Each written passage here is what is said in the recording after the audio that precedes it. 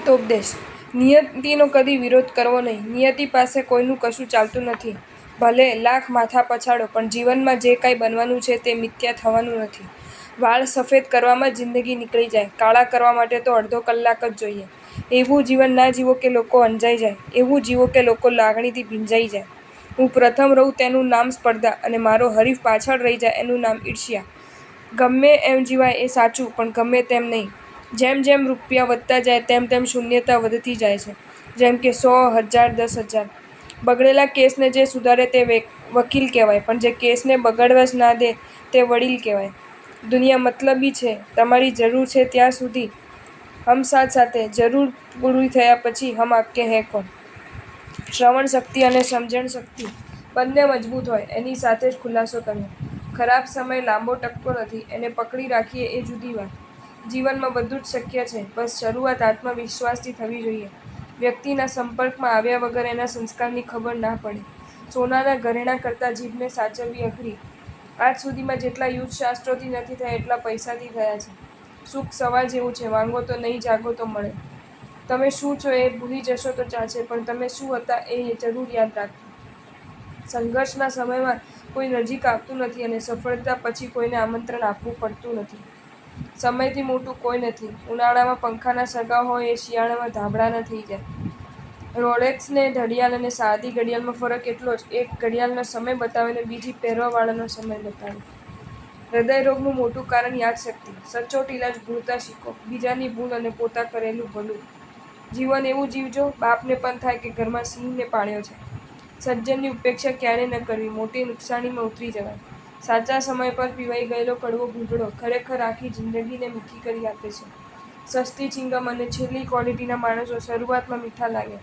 વિશ્વાસ હંમેશા એવા પર મૂક્યા પછી શ્વાસ અદ્ધર ના રહે. માણસ ભલે રિએક્ટ ન કરતો હોય, પણ નોટિસ તો બધું જ કરતો હોય કે કોણ ક્યાં કઈ રમત રમી રહ્યું છે.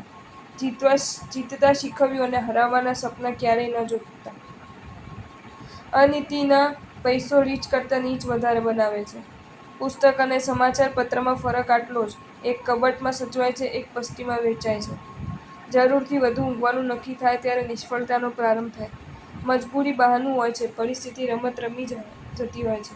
જીભના શબ્દ અને શબ્દનો વટ માણસનું મગજ નહીં, એના ખિસ્સાનો ભાર નક્કી કરે છે. કોઈકમાં ખામી દેખાય તો એની સાથે વાત કરી લેવી. દરેક ખામી દેખાય તો હંમેશા પોતાની મર્યાદામાં રહેવું, કેમ કે દરેક મોટી કંપનીની પાછળ લિમિટેડ લખેલું હોય છે. જ્યારે કોઈ સમજ દે તમે હાર માની લેશો, ત્યારે તમારે મેદાનમાં ટકી રહેવું જોઈએ.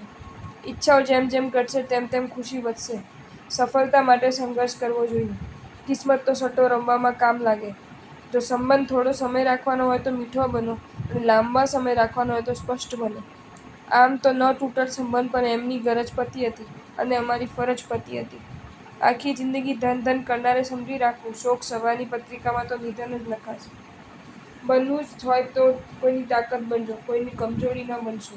મતલબ પૂરો થયા પછી ખૂબી પણ ખામી દેખાવા લાગે. પારકા લોકો પાસેથી દગાની આશા ન રાખવી. આ હક ફક્ત અંગત લોકોનો જ છે. બદલો લેવા કરતાં સામેવાળાની બદલી નાખવાની મજા અલગ હોય છે. પોતાને માટે જીવે તેનું મરણ થાય, બીજા માટે જીવે તેનું સ્મરણ થાય. સંઘર્ષ સહેલો હોત તો દરેક લોકો સફળ હોત. લોકોની ટીકાથી માર્ગ ન બદલતા, કારણ કે સફળતા શરમથી નહીં, સાહસથી જ મળશે. પૈસાનો અહંકાર, અભિમાન કરનાર નેપોલિયન, હિટલર, સિકંદર રીબાઈને મર્યા છે. પૈસાનું કરવું શું? બધા જ દર્દોનો ઈલાજ દવા નથી હોતો, ક્યારેક કોઈની હૂંફ પણ દવાનું કામ કરે છે. વ્યક્તિને હરાવીને નીચે પાડવી એ સફળતા નથી, પણ સન્માન આપીને જીતી લેવી એ સફળતા છે. બધાને સારા જોવા માટે પહેલા પોતે જ સારું થવું ખૂબ જ અનિવાર્ય છે. દંભનો દસકો હોય છે, સત્યની સદી હોય છે. સમજ એટલે જ ક્યારે જીત કરવી અને ક્યારે જતું કરવું એની આવડત. દલીલો હંમેશા નરમ ભાષામાં સારી લાગે. દરવાજે ટકોરો કરવાનો મતલબ દરવાજો ખોલવાનો હોય છે, તોડવાનો નહીં. આગેવાની કદ પર નહીં, કાબેલિયત પર નિર્ભર હોય છે. સંરાખોરી દૂષણ છે અને ખોટા વખાણે ચાંપલૂસી છે. ચિંતા એટલે ગેરમાર્ગે ચઢેલી કલ્પનાશક્તિ. અહંકાર પણ આવશ્યક છે, જ્યારે વાત અધિકાર, ચારિત્ર્ય અને સન્માનની હોય તો. રાત જેટલી કાળી હોય છે, તારા તેટલા જ વધારે ચમકે છે. તેવી જ રીતે જેટલી તકલીફો વધારે હોય છે, સફળતા તેટલી જ વધારે મળે છે. એક વાત કાયમ યાદ રાખવી, રિટર્ન ટિકિટ કન્ફર્મ છે. અનુકૂળતાનો રાગ અને પ્રતિકૂળતાનો દ્વેષ છોડવો એ મોટામાં મોટો ગુનો છે.